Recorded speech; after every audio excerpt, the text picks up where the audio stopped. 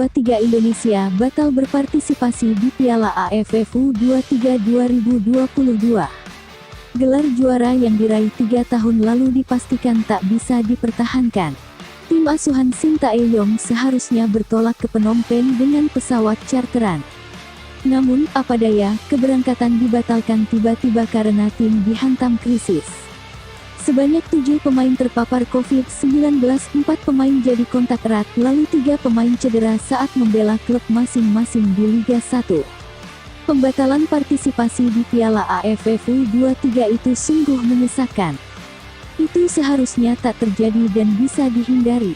Hal yang menjadi alasan pembatalan pun sesungguhnya bisa dicegah, bisa diantisipasi andai PSSI dan manajemen timnas tahu prioritas dan belajar dari pengalaman.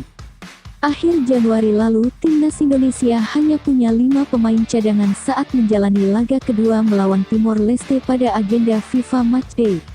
Mengapa demikian? 8 pemain positif COVID-19 sehingga tak dapat tampil pada laga di Stadion Kapten Iwayan Dipta tersebut. Anehnya, hal itu tak dipandang serius oleh PSSI dan manajemen timnas. Hanya 2 pekan jelang Piala AFF U23, seharusnya para pemain timnas U23 Indonesia yang ada di skuad lawan Timor Leste diproteksi. Alih-alih menahan, PSSI justru mengembalikan semua pemain ke klub masing-masing untuk menjalani 1 pertandingan di Liga 1. Memang benar, hal itu dilakukan untuk membantu klub-klub yang mengalami krisis pemain akibat badai COVID-19. Bila memang Piala AFF U23 termasuk prioritas untuk dimenangi pada tahun ini, seharusnya PSSI membuat persiapan matang.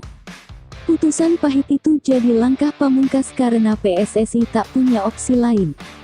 Salah satu sebabnya karena kita tak punya timnas U21 dan timnas U19 yang berjalan mandiri, beriringan dengan timnas U23 dan timnas senior. Itulah yang dilakukan Vietnam, Malaysia, dan Thailand. Bahkan, Thailand justru mengirimkan timnas U19. Pada akhirnya, kita tentu berharap PSSI memetik pelajaran dari insiden pembatalan partisipasi di Piala AFF U23. Jangan sampai hal serupa terulang jelang ajang turnamen lainnya.